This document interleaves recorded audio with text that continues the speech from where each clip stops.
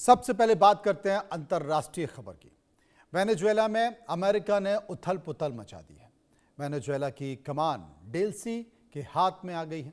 Delsey के कुर्सी पर बैठते ही उनकी साईं बाबा के प्रति आस्था चर्चा में आ गई है।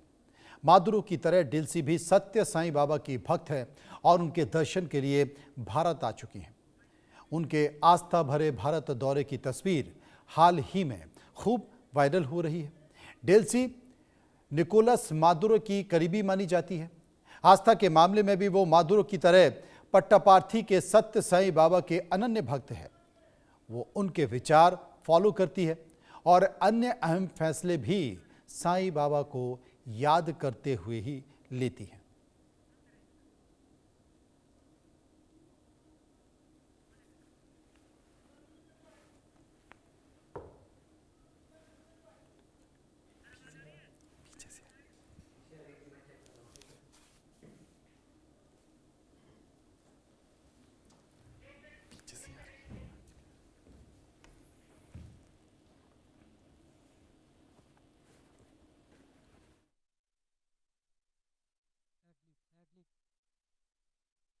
तो तस्वीर में आप देख सकते हैं, हम जो आपको तस्वीरें दिखा रहे हैं वो तस्वीरें वेनेजुएला की अभी हाल ही में जिन्हें अंतरिम सरकार का प्रमुख बनाया गया है वो डेल्सी रोड्रिगेज की है।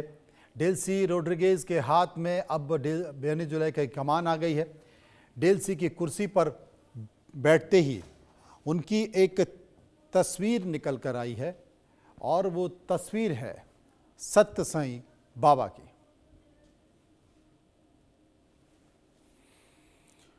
तो कुर्सी पर बैठते ही उनकी सत्य साईं बाबा के साथ उनकी आस्था चर्चाओं में आ गई है।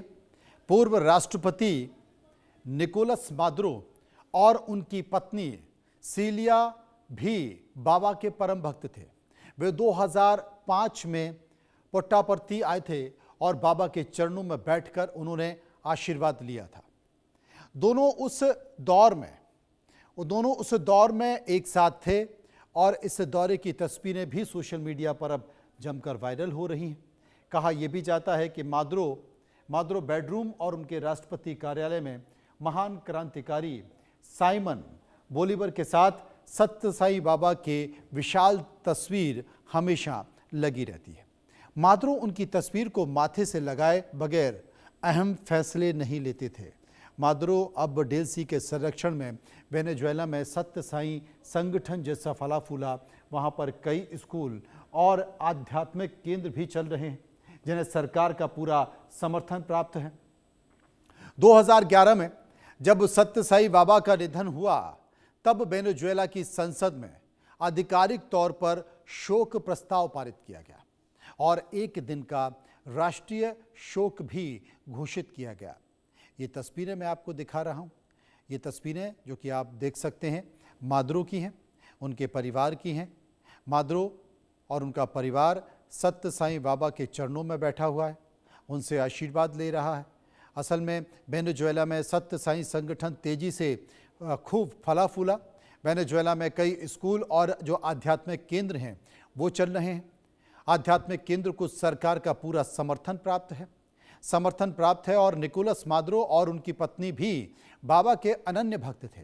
2005 में बाबा के चरणों में बैठकर मादुरो ने आशीर्वाद दिया था। जब 2011 में सत्य साईं बाबा का निधन हुआ, वेनेजुएला की संसद ने बाकायदा उस निधन पर शोक प्रस्ताव पारित किया था।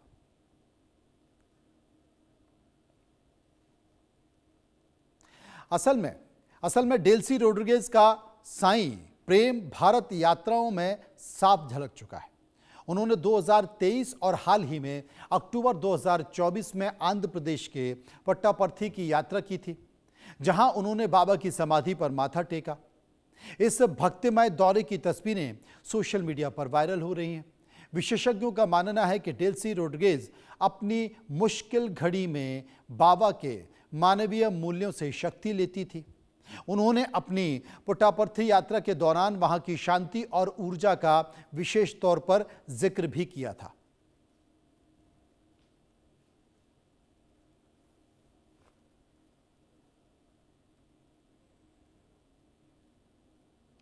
डेल्सी रोड्रिगेज की साईं बाबा के प्रति जो आस्था है वो काफ़ी मानी जाती है। इसके बहुत सारे तस्वीरें, वीडियो सोशल मीडिया पर वायरल हैं।